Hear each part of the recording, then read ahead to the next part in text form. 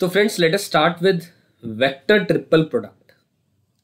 अब vector triple product के अंदर में मैं बात करूं आप लोगों से तो तीन वेक्टर्स की बात करेंगे, यानी A vector cross B vector cross C vector. ठीक है ना। अब वेक्टर क्रॉस वेक्टर वेक्टर होगा, उसका वेक्टर के साथ क्रॉस आएगा, वो भी एक वेक्टर ही आएगा। तो आप सबकी जानकारी के लिए बता दूं, दिस इज अ वेक्टर, ये एक वेक्टर आएगा। कोप्लैनर, इस बात को ध्यान से समझिएगा, coplanar with a vector and b vector and perpendicular to c vector. ठीक है ना। कैसे, इस बात को आप ऐसे समझें, लेटस से मैंने लिया, ये ए वेक्टर ले लिया, ये बी वेक्टर ले लिया। ठीक है ना। हम जानते हैं ए क्रॉस बी करेंगे तो वो जो वेक्टर आएगा, लेटस से वो ये आ गया वेक्टर। ठीक है ना।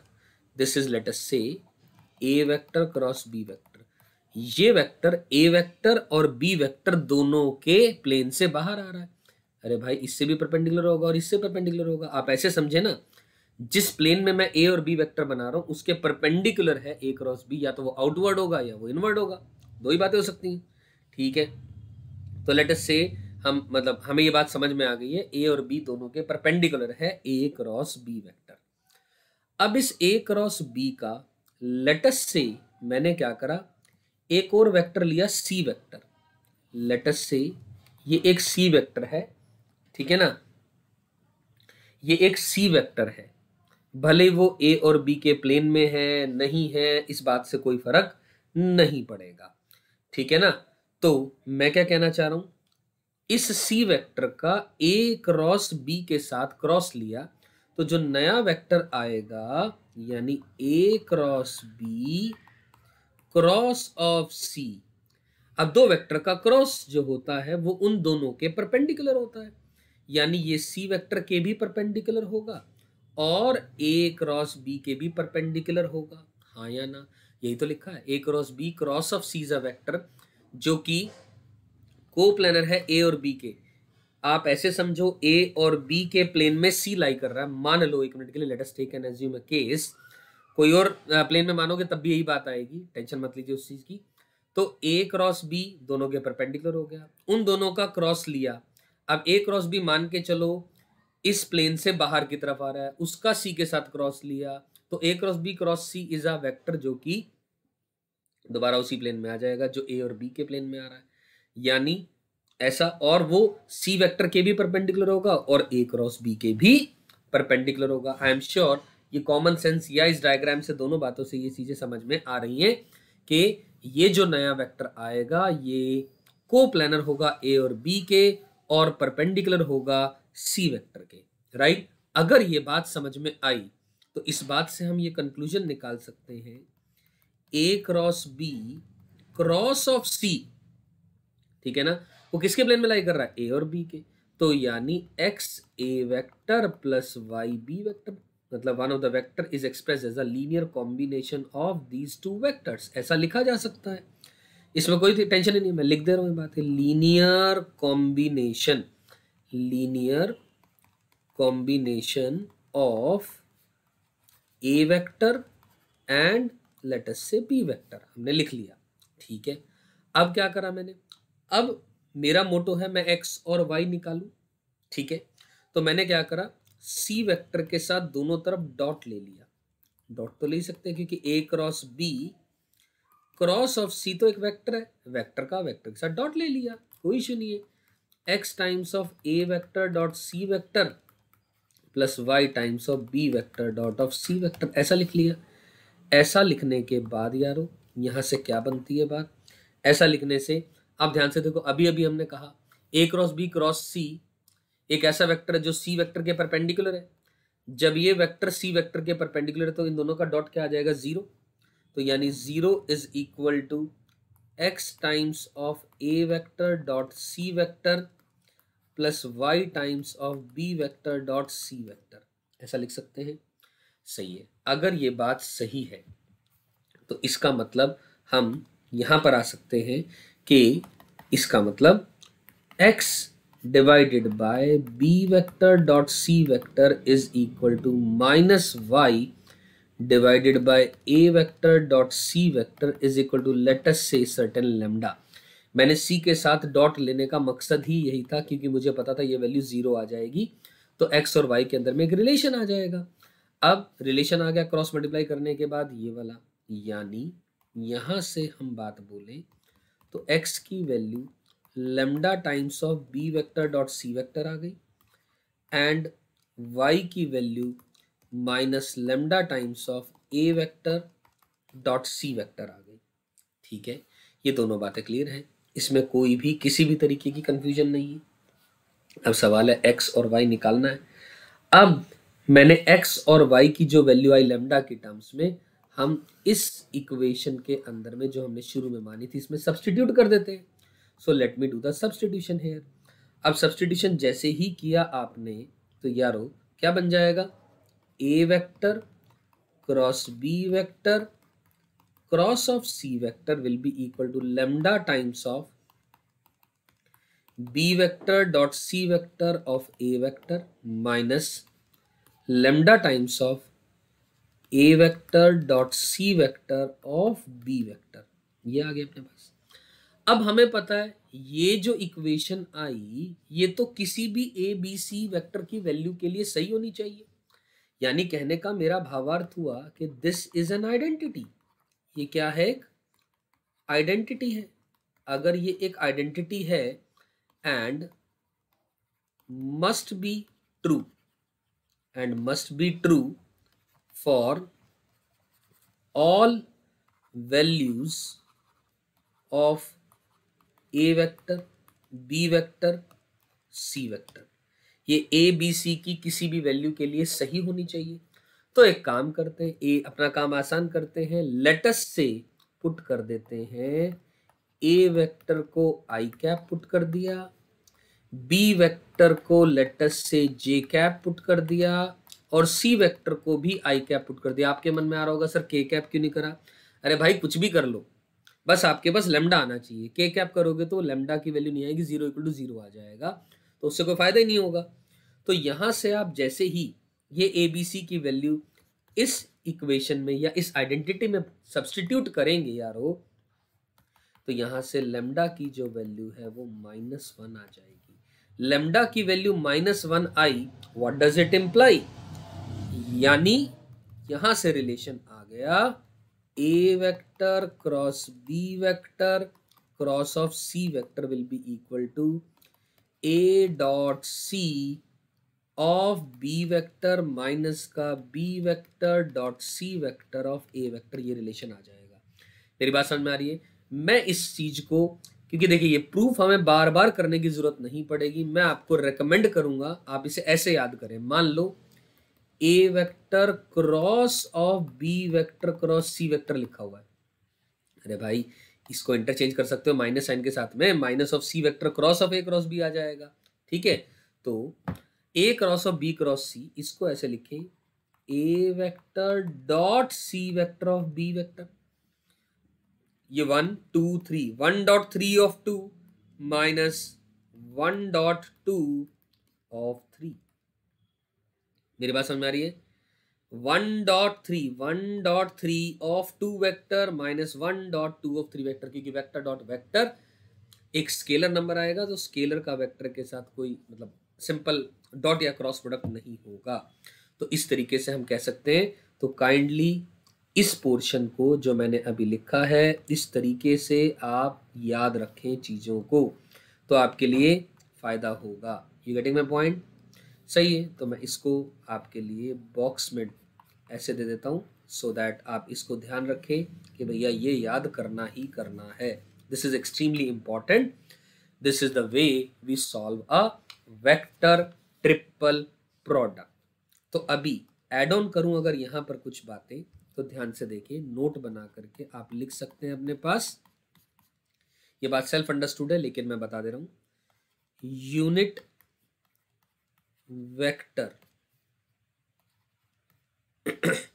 Coplanar with A vector and B vector and perpendicular to C vector is given by plus minus of A cross B cross C divided by modulus of A cross B cross C. You getting the point? Plus minus आगे आ जाएगा, यानी outward the plane और inside the plane. तो अभी बात तो करी थी हमने, ए क्रॉस बी क्रॉस सी एक ऐसा वेक्टर है जो ए और बी के प्लेन में लाई कर रहा है और सी के परपेंडिकुलर है, उसके मॉड से डिवाइड कर दिया तो वो वेक्टर उसके कोप्लेनर आ जाएगा। ठीक इसी तरीके से ये एक बात। दूसरी बात मैं लिखूं, unit vector coplanar with A vector and B vector and perpendicular to A vector is given by plus minus of A vector cross B vector cross of A vector whole divided by A cross B cross of A vector। खत्म बात। पहले मैंने perpendicular to c vector की बात करी थी, perpendicular to A vector है तो सी की जगह ए आ गया और उसके मॉड से डिवाइड कर दिया।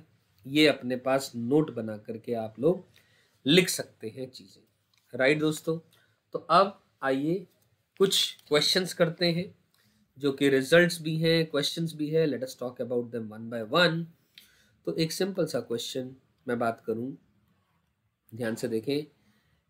STP of A cross B, B cross C, C cross A, आप सबकी जानकारी के लिए मैं बता दूं, इसकी वैल्यू होती है STP A vector B vector C vector का स्क्वायर। इसकी ये वैल्यू होती है। You getting my point? और इसी चीज को हम लोग डिटर्मिनेंट्स की टर्म्स में भी लिख सकते हैं। कैसे? A dot A dot B, A dot C और B dot A, B dot B और B dot C और इसी तरह C dot A, C dot B और C dot C ऐसा लिखा जा सकता है डिटर्मिनेंट्स की टर्म्स में। प्रूफ इसका मैं बता दूंगा, लेकिन आपको याद रखना है ये बहुत इंपॉर्टेंट रिजल्ट है। It is a question come result. मेरे हिसाब से इसको आप लोगों को याद कर लेना चाहिए, ठीक है ना। प्रूफ तो अपन इसका डिस्कस कर ही रहे हैं अभी, उसमें तो कोई टेंशन है ही नहीं। राइट दोस्तों, तो और तो आइए late us talk about it. अब A cross B, B cross C और C क्रॉस A ये लिखा हुआ है, तो कैसे करें इस चीज को, कैसे अप्रोच करें? आप अपने आप सोच करके देखें दोस्तों। इस क्वेश्चन को अप्रोच करने के लिए हमें क्या करना पड़ेगा, ध्यान से देखें। हमें पता है कि भैया सिंपल सी बात बोलूं कि STP A P C इसका मतलब क्या होता है। Let me talk about the solution to this question. इसका मतलब होता है A vector cross B vector dot of C vector. Right, ये मतलब होता है। मैं आपको इस क्वेश्चन को करने का हिंट दे रहा हूं, तो ध्यान से सुने। उस हिसाब से यहाँ पर ये ए वेक्टर है, ये बी वेक्टर है, ये सी वेक्टर है। राइट, तो A vector cross B vector cross of B vector cross C vector, इसका डॉट ले लिया जाए C vector cross A vector के साथ में, इसका डॉट ले लिया जाए। यहां तक बात समझ में आ रही है? यही हुआ इस बॉक्स का मतलब। अब इस बॉक्स का अगर ये मतलब हुआ तो let us say a vector cross B vector को हमने माना डी वेक्टर। क्या माना? D vector. तो यानी d vector cross of B vector cross C vector का डॉट ले लिया हम लोगों ने अलग से सी क्रॉस ए, ऐसा लिख लिया। यहां तक बात समझ में आ रही है? अब ध्यान से देखिए, ये VTP बन गया D cross of B cross C। अब D cross of B cross C क्या बन गया, D dot C of B vector minus D dot B of C vector dot of C vector cross A vector. Right मेरे दोस्तों, सही है। अगर ये बात समझ में आती है तो आप आराम से सुनिए मेरी बात। अब वेक्टर डॉट वेक्टर तो स्केलर आएगा, अब B dot C cross A आएगा। यहाँ पर ये क्या बनेगी बात, लेट मी राइट, ये बन जाएगा, ओपन कर दे रहा हूँ, D। अब D vector dot C vector, अब D कौन है, A क्रॉस B, तो ठीक है A cross B dot of C vector, ऐसा लिख दिया। और फिर B dot C cross A, फिर B vector dot of C vector cross of A vector आ गया, माइनस का माइनस साइन है। D डॉट B, अब D कौन है, A क्रॉस B, तो A cross B, A cross B dot of B, dot of B आ गया।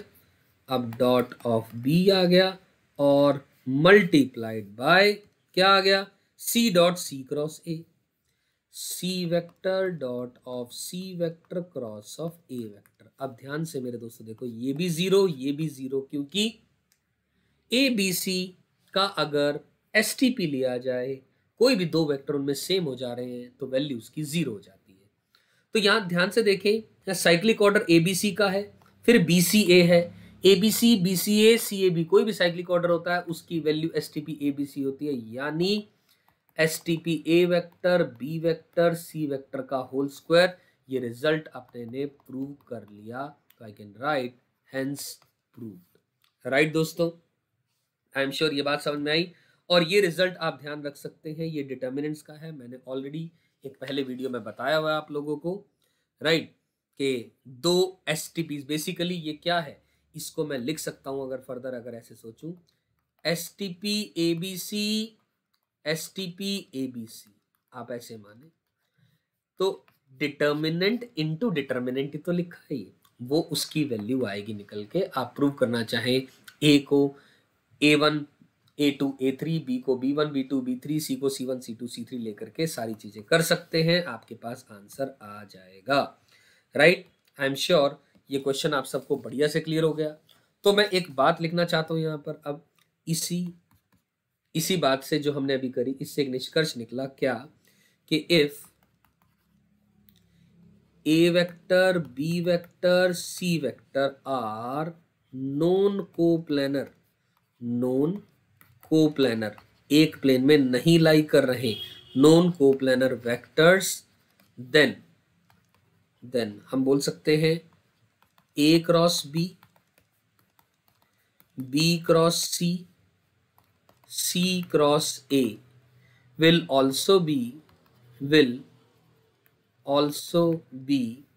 non-coplanar, will also be non-coplanar vectors, ये भी नॉन कोप्लेनर रहेंगे। मतलब क्योंकि कोप्लेनर का मतलब STP ABC 0 होता है, और इसका भी STP अगर मैं लूंगा तो वो STP ABC का स्क्वायर है, ये ऑलरेडी हमने अभी प्रूफ देखा। राइट, यहां तक समझ आई। चलिए अब एक क्वेश्चन मैं आप लोगों के लिए और लिखता हूं, so that we get a good understanding now. So the question is, if A cap cross of B cap cross C cap is equal to B cap divided by 2, where B cap and C cap are non-collinear, ये दोनों collinear नहीं है, then find the angle between A cap and B cap and between A cap and C cap। I am sure question आप सबको समझ में आया, आप आराम से देखें इस क्वेश्चन को। ध्यान से देखिए, let us talk about its solution now. Question में कहा A cap cross of B cap cross C cap, B cap upon 2 है, बी कैप और सी कैप दोनों नॉन कोलिनियर हैं, एंगल बताना है ए कैप और बी कैप में और ए कैप और सी कैप के अंदर में। तो ये वीटीपी लिखा है, तो यहां से बनेगी बात ए कैप, ए वेक्टर की नहीं, ए कैप की बात करेंगे हम लोग, क्योंकि तीनों वेक्टर्स यहाँ पर दिए हुए हैं, यूनिट वेक्टर्स हैं। A cap dot C cap of B cap minus A cap dot B cap of C cap is B cap divided by 2। यहां तक बात समझ में आई। अब बी कैप वाली चीजों को एक साथ हम इकट्ठा कर लेते हैं, यानी A cap dot C cap minus 1/2 of B cap is equals to A cap dot B cap of C cap, ऐसा लिख लिया। अब ध्यान से देखो, ये एक स्केलर नंबर है, ये भी एक स्केलर नंबर है। बी कैप और सी कैप दिया हुआ दोनों नॉन कोलिनियर हैं, कोलिनियर नहीं है। अगर दो वेक्टर्स कोलिनियर नहीं है तो वो उनके बीच में एक स्केलर रिलेशन नहीं हो सकता। यानी आप ऐसे समझे, x b cap is equal to y c cap लिखा हुआ है, तो एक्स और वाई दोनों जीरो होंगे, देयरफॉर एक्स और वाई जीरो होंगे, यानी A cap dot C cap minus half zero. बिल्कुल शुरू में पढ़ा था, दो वेक्टर्स अगर कोलिनियर हैं तो वो लीनियर डिपेंडेंट होते हैं, अगर कोलिनियर नहीं है तो वो लीनियरली डिपेंडेंट नहीं है। यानी यहां से बात आ गई, ए कैप डॉट सी कैप की वैल्यू 1/2 आ गई, तो यानी अमॉड ए मॉड सी, ये तो 1 हो गया, यानी कॉस थीटा की वैल्यू 1/2 आ गई, यानी जो थीटा है उसकी वैल्यू 60 डिग्री आ गई, क्योंकि कॉस थीटा हाफ होगा तो 60 डिग्री, यानी ए और सी के बीच में एंगल 60 डिग्री। और इसी तरीके से दोस्तों ए कैप डॉट बी कैप 0 आया, यानी इन दोनों के बीच में, ए और बी के बीच में लेटर से फाई एंगल है, उसकी वैल्यू 0 आई कॉस फाई की, यानी फाई की वैल्यू 90 डिग्री, यानी ए और बी दोनों परपेंडिकुलर हैं। दोनों वेक्टर्स क्या हैं? परपेंडिकुलर हैं। आई एम श्योर ये क्वेश्चन भी बहुत बढ़िया से अच्छे से क्लियर है, राइट। एक रिजल्ट और मैं लिखा रहा हूं, आप ध्यान से देखें। इफ V1 वेक्टर क्वेश्चन भी है और एक रिजल्ट भी है, is A vector cross of B cross C, और V2 वेक्टर है B vector cross of C vector cross A vector, और V3 वेक्टर है C vector cross of A vector cross of B vector, right. Then आप question समझे कि अगर V1 ये vector है, V2 ये है और V3 ये है, देन मैं 4 बातें लिख रहा हूं कि V1 vector, V2 vector, V3 vector are coplanar. एक बात। दूसरी बात, V1 vector, V2 vector, V3 vector form the sides of the triangle, form the sides of a triangle, right। तीसरी बात, V1 vector plus V2 vector plus V3 vector is 0 vector, और fourth बात, V1 vector, V2 vector, V3 vector are linearly dependent. मैं कायदे से, ये question है लेकिन मैं इसका आंसर ऑलरेडी आपको दे रहा हूं। 1 2 3 4, ये चारों बातें यहां पर सही है। ये आपको सोचना है करना कैसे है, ठीक। इसका मैं प्रूफ करने के लिए मैं केवल हिंट दे रहा हूं आप लोगों को। हिंट है कि भैया आप इसमें चेक करेंगे, क्या चेक करेंगे? आप चेक करोगे V1 vector plus V2 vector plus V3 vector, ये 0 आएगा। ये VTP से इसको सबको ओपन करेंगे, सब कट पिट जाएगा, तो वहां से ये बात समझ में आएगी। तो जब ये तीन वेक्टर्स का एडिशन 0 आ रहा है तो उसका क्या मतलब है, आप खुद सोचें। और एक और बात, ये तीनों लीनियरली डिपेंडेंट आएंगे, और या फिर एक और बात बोलूं, V1 vector, V2 vector, V3 vector का जो STP आएगा वो भी आप चेक कर सकते हैं, वो भी 0 आएगा।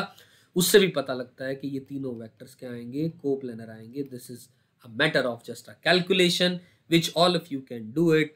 सो ये इस क्वेश्चन को करने का हिंट है, इसका प्रूफ है.